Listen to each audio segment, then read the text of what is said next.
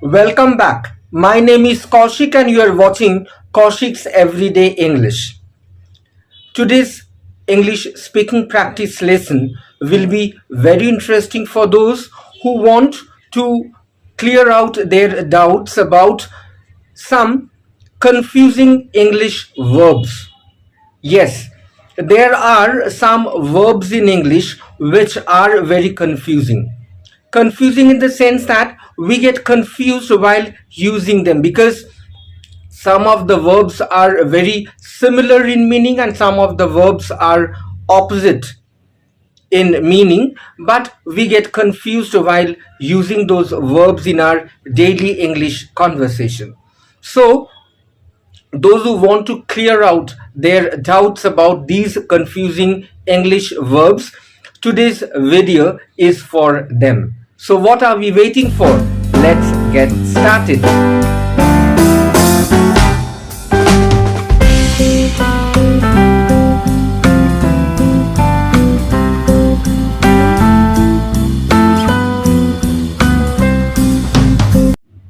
Let's start with the first set of verbs, bring and take. Now, bring and take, these are very common words that we often use, that we frequently use in our daily English conversation. But at times, we get confused while using these words.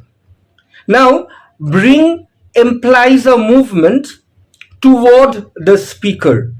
That means when you are talking about something to be brought toward you, then you use bring.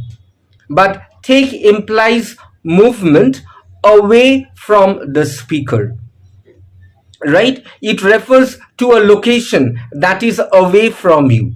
So at that time you use take. Say for example, if you say bring this pen to me, that means you are meaning that pen is somewhere else away from you and you are asking to bring the pen, to move the pen toward you. So at that time you will use bring.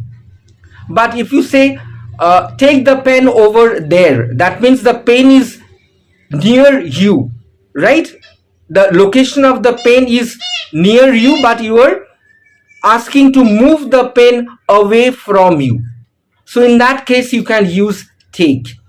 So don't get confused while using these two verbs, bring and take.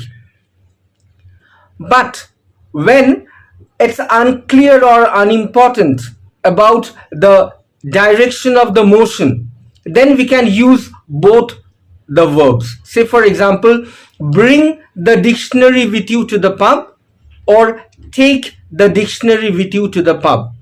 Both are perfectly acceptable. But otherwise, when the direction of the motion is not that important, right? Then you have to use bring and take in a different manner in the way that I showed you. With this, let's move on to the next set of verbs, hear and listen. Now these are also very common English verbs, but we get confused.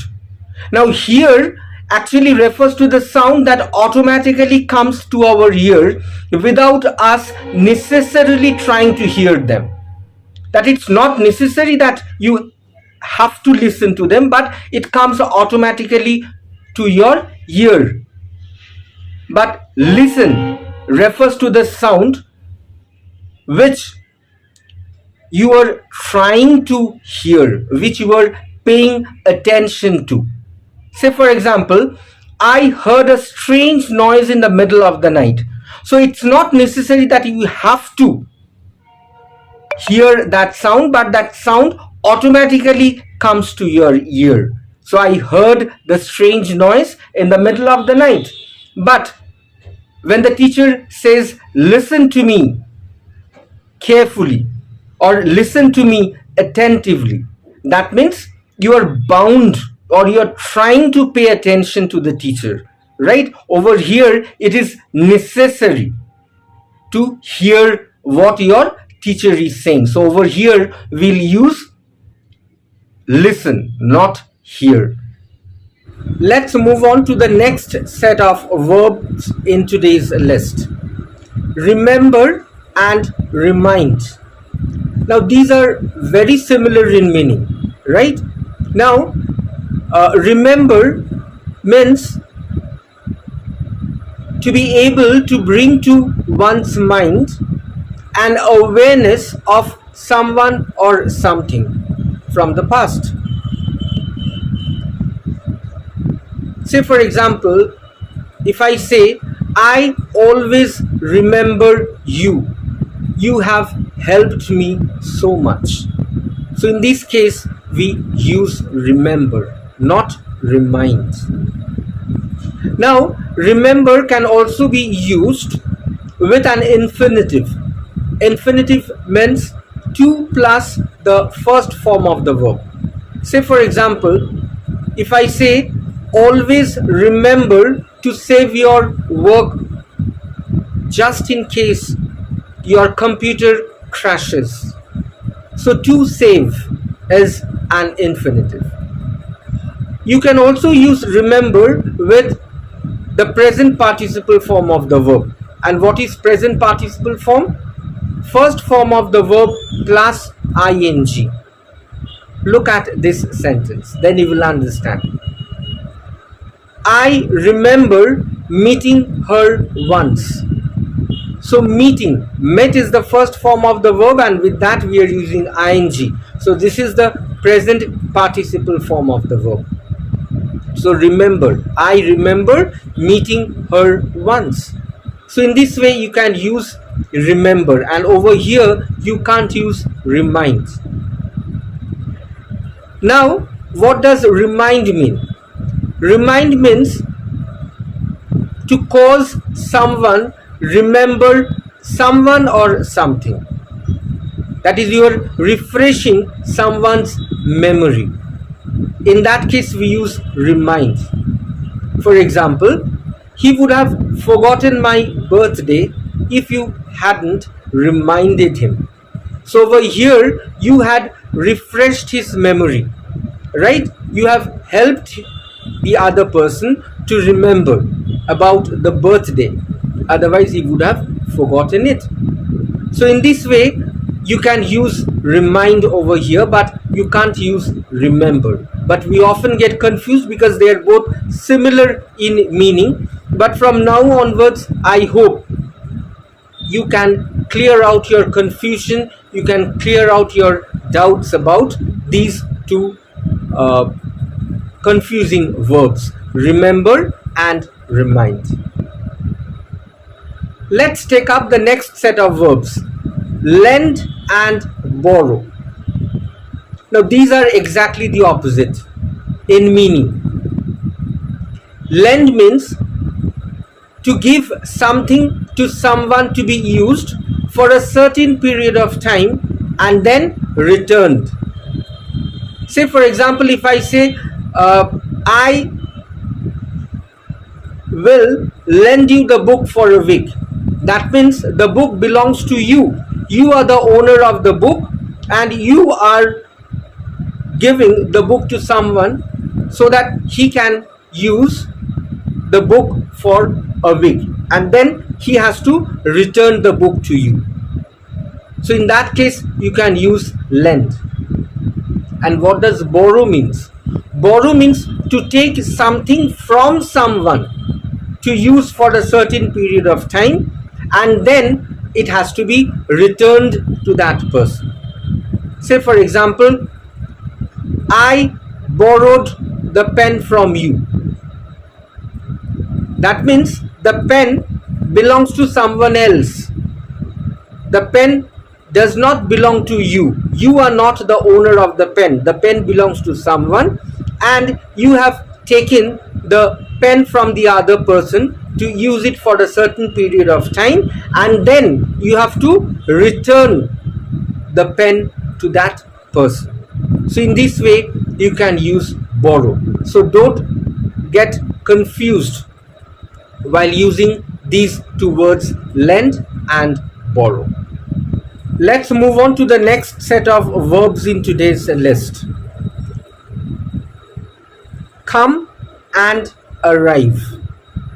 Now, when do we use these two words, or these two verbs rather, because these are very confusing verbs and we often get confused while using these two verbs. Now, arrive, we use arrive actually when we try to mean to reach a destination at the end of a journey or in a stage of a journey. And arrive specifies time or circumstances. Say for example, we arrived at his house and knocked at the door. So here we mean that we have already ended the journey and we have already reached our destination, and our destination is his house. So we have already reached the destination, right?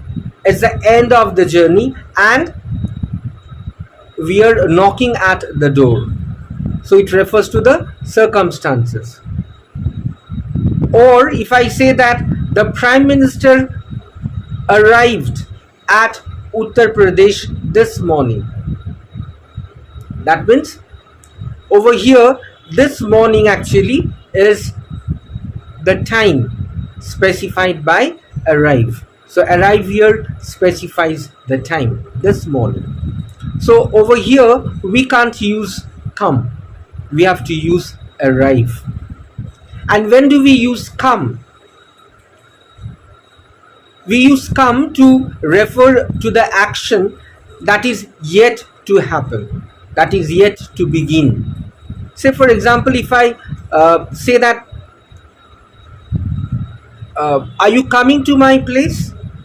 That means the other person hasn't reached my place, hasn't reached the destination yet, but the action is yet to take place. So at this time we can't use arrive. We can't say when are you arriving to my place, that will be wrong. So at this time you'll have to say when are you coming to my place. That means the action is not yet complete, or it is about to happen, it is about to take place. So here you have to use come and not arrive. So friends, this is for today, but don't worry, I'll come back with the second part of this video in the next week. That means next Sunday, because you know that every Sunday I come back to you with new interesting lessons. So I'll come back next Sunday with the second part of this video, where you will be able to learn more confusing verbs like this, so that you can clear out your doubts and you can use these verbs perfectly in your daily English conversation to upgrade your English level to the advanced level. But before I leave, I would like to remind you once again to like, share and subscribe to my channel. I'll be back again with the second part of this English speaking practice lesson of confusing verbs. Till then, stay safe, love your family, love your parents and love yourself.